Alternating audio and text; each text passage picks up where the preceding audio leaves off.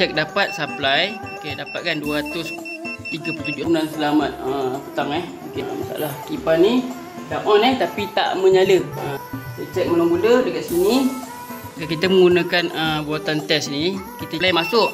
Jadi kita kena check juga wire neutral.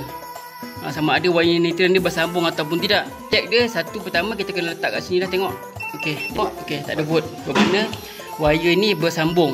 Okey, kalau dia tak bersambung, arus baki ni akan tergantung dekat sini bila terputus kat sini. Lepas tu kita tengok sama ada penyambungan dia lengkap tak lengkap, kita gunakan multimeter. Tak probe ni dekat antara line dengan juga neutral. Bacaan ni kita dapat 231 232. Jadi tak ada masalah lah dekat penyambungan ni. Penyambungan ni okey lah. Ini masalah kat sini adalah kipas. Sebab wire live supply masuk, penyambungan wire neutral pun keluar. Probe ni saya letak kat sini.